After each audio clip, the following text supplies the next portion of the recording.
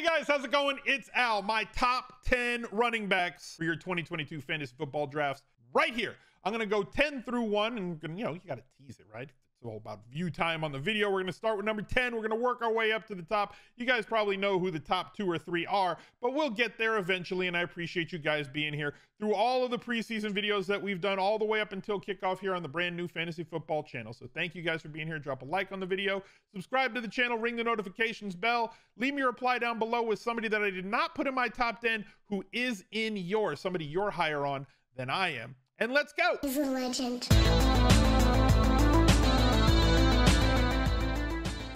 I am going to start the video with my number 10 guy, DeAndre Swift. I'll pronounce it DeAndre this year. I guess I watched too much Big Bang Theory back in the day. But DeAndre Swift is my number 10 running back.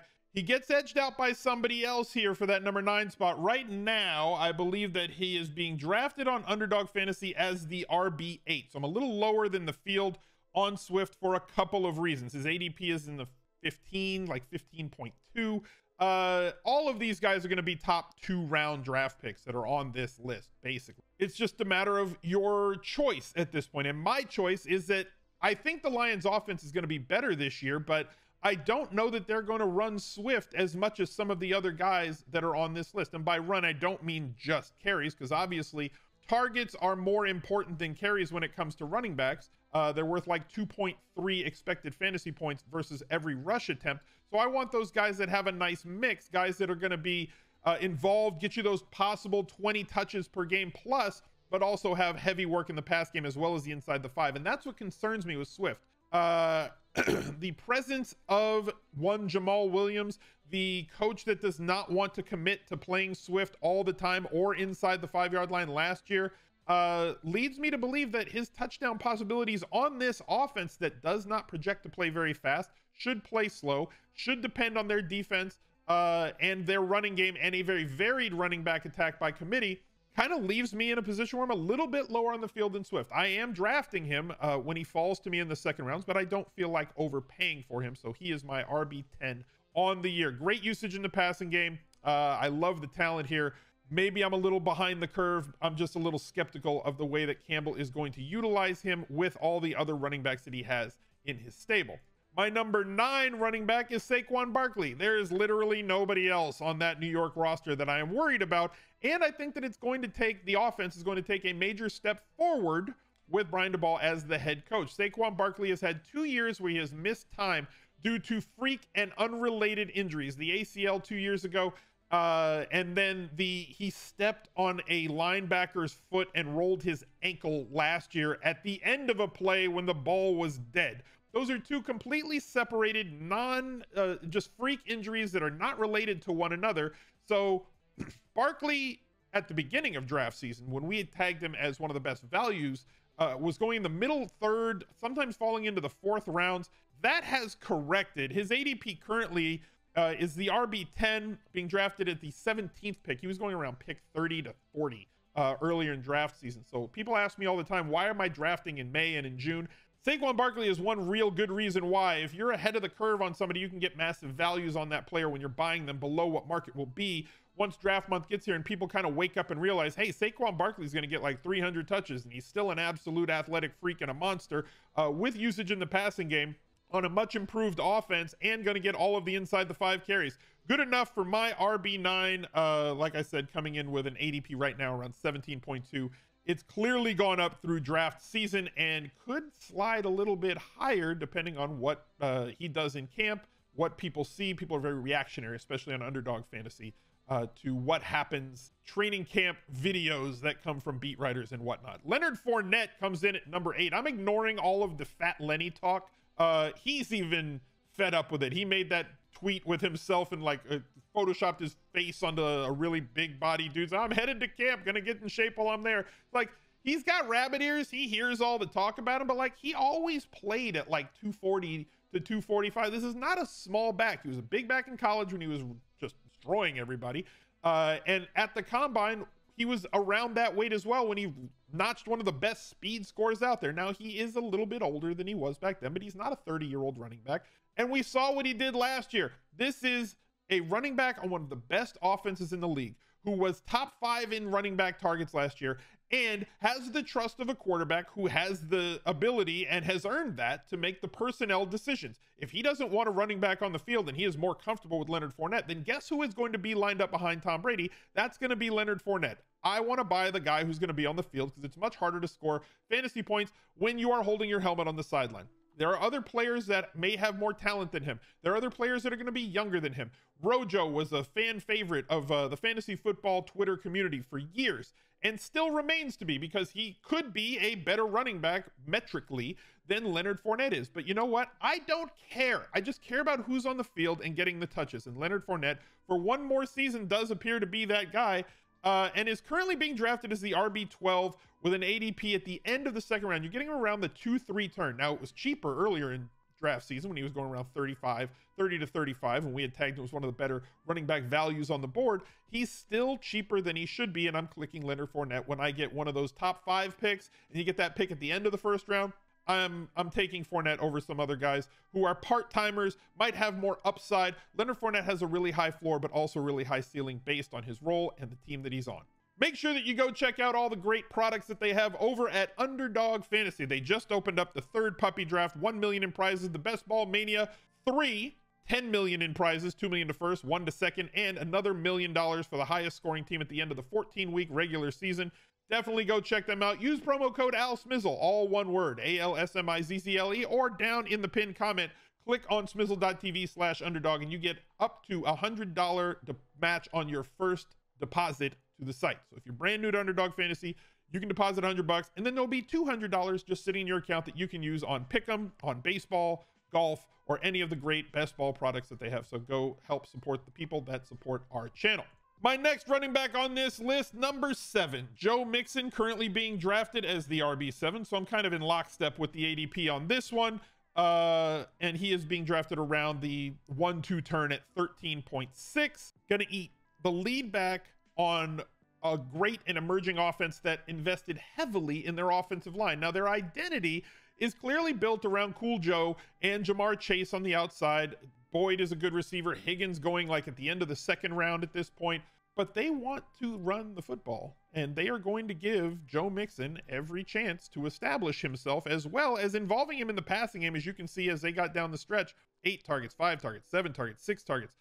This team is going to be in the red zone a ton this year. They project to score a lot of points, albeit, look, Joe Burrow was extremely efficient last year, and he did it with guys in his face constantly. I'm going to assume that with the level of investment that they made in the offensive line, that he will not be under pressure as much and under duress as much because of the emergence of Jamar Chase last year as a rookie and the presence of Higgins and Boyd and Joe Burrow with as good a passing touch as he has, that Joe Mixon could run against way more light boxes than most people are realizing, which means that he has potential to be a really big time back with a ton of inside the 5 touches and involvement in the passing game. Love Joe Mixon this year. Somebody that I've not really been on in past years, way higher on Mixon this year than I have been for the last 3 or 4. Harris on Pittsburgh. Najee Harris is probably not going to see the amount of work that he saw last year with 96 targets and 319 carries. He's young. He can handle that level of workload. This is something that we worry about when running backs take a little bit more pounding. 350 touches is a lot. 350 touches is a whole lot. And that would be less touches than he got last season. So if he comes down a little bit, yeah, his volume might decline. But I'm of the mindset that we're in at worst, a lateral move situation with the quarterbacks that they have in Pittsburgh this year versus the quarterbacks that they had in the quarterback that they had in Pittsburgh last year. Ben Roethlisberger he is a Hall of Fame quarterback. He was very smart. He knew what defenses were going to do. You knew that the mind was there, but the body was just not willing anymore. That noodle arm was just not able to stretch defenses and get down the field. They do have a solid enough wide receiver core that the guys that they've brought in with Trubisky, whether it's going to be Rudolph, the rookie is way behind. Pick is way, way, way behind. He's not going to see the field this year, I would assume. I think Trubisky is fine. He's like, in terms of like the fantasy prospects for one Najee Harris, I think he's fine. He's good enough. He'll move the ball enough. He'll check down enough to support a running back that needs balls tossed his way. Now, look, if he ends the season with like 80 targets as opposed to 96, sure, it's a bit of a downgrade projection-wise from what we were last year, but you're not projecting him for like 95 to 110 targets anyway. So if you dialed back his target output, he still ranks very, very well. The touchdowns, no matter what Pittsburgh says, Coach Tomlin has always just leaned on one guy. They're not going to take the ball to what? To feature Benny Snell? It's just not happening. So they could pare back Harris's workload from like the 395 touches that he had last year to like 350, and he'd still be like top 5 in the league in terms of running back touches. So I'm still buying Harris at his price point. Derrick Henry, the big dog, a lot of consternation on him. He's got an ADP of 8.1. He is the RB4 on Underdog Fantasy. He's my RB5 on the year. I'm assuming that he's going to come back from this injury just fine, although foot injuries are a little bit precarious right now. If I'm drafting on DraftKings, I'm probably going to slide Henry lower. He did see more usage in the passing game than he has seen in previous years, but there's other guys. I'm definitely going to opt for more target percentage when I'm drafting a running back in the first round on DraftKings as opposed to Underdog with half point PPR, where touchdowns are a little bit more important. So like Derrick Henry, one of the highest producers in terms of touchdowns per game. That offense is built around him. Hopefully the foot injury for a big back is going to heal and he'll be fine. If he is, I don't think they're going to give him the 30 touch per game workload that he was seeing early in last season, but if they give him 20 to 25 a game with 2, 3, 4 targets per game, Derrick Henry is going to smash just like he always does.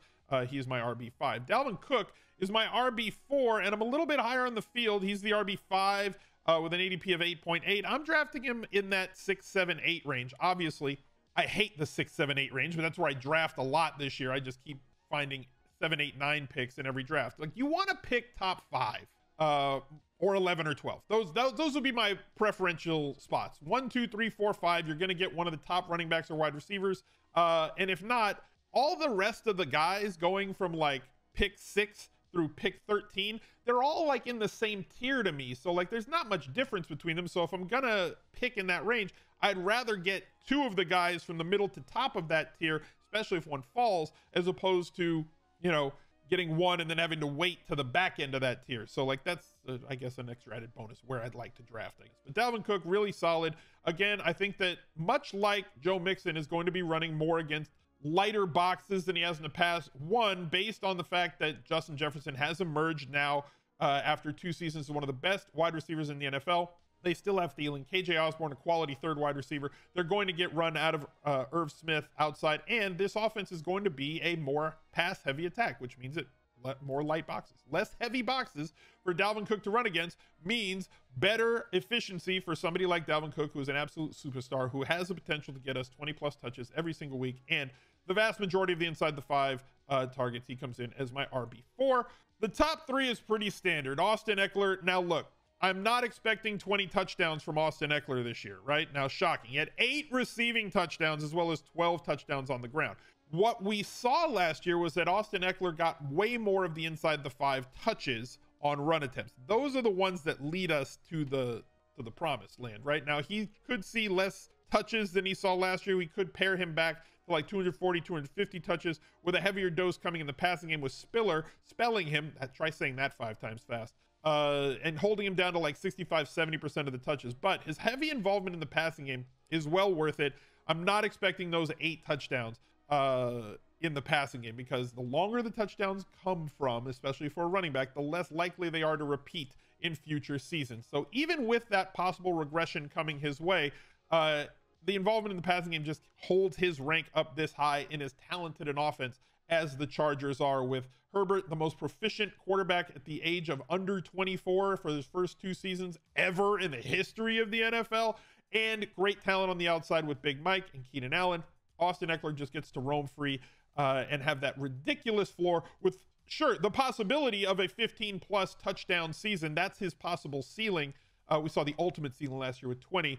Hard to rank him under 3 for me with everybody else that's out there. My number 2 running back, Christian McCaffrey. Only because of the last couple of seasons due to injury. These are soft tissue injuries. They're not freak injuries. It's not the same as Saquon Barkley, but when he's healthy, he has the ability to put up 25-plus DraftKings points without even getting into the end zone. He can even do it in half PPR.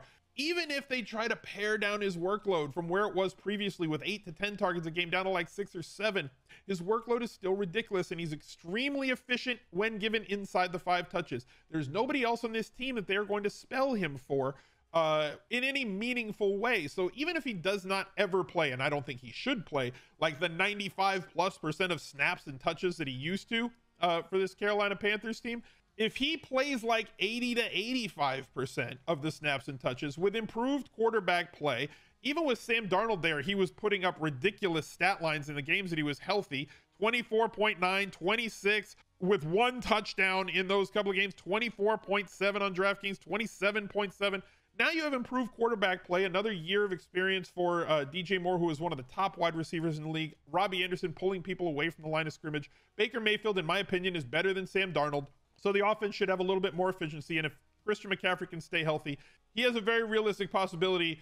If he plays 15 games, he will finish in the top 3 or 4 at the position. So drafting him at number 2, not a problem for me. And Jonathan Taylor stays at 1 for a couple of reasons. One, youth is on his side. Guys who just don't repeat as the number 1 running back in the league in fantasy. It just hasn't happened. Like, it's happened one time in the last 20 years or something like that. But the players who do end up in the top 5 typically are under the age of 25 years old. Jonathan Taylor still fits that bill. Going to get a massive amount of the inside the 5 carries, touches for this team. And I believe that they're going to get better quarterback play, right? That's a theme throughout a lot of my top 10 players. Guys who are on teams that are going to get improved quarterback play, more efficiency on the field more. The Colts do tend to play from ahead. They have the easiest schedule in the league. That doesn't hurt. Their division is extremely soft. They get 2 games against Jacksonville. They get 2 games against Houston. Like, how do you not pick Jonathan Taylor if you have the number 1 pick, or if he falls to you at 2 because somebody takes Christian McCaffrey? It's very hard to take Cooper Kupp over Jonathan Taylor, even on DraftKings with full PPR. It's tough for me to pass on Jonathan Taylor. He is just too good.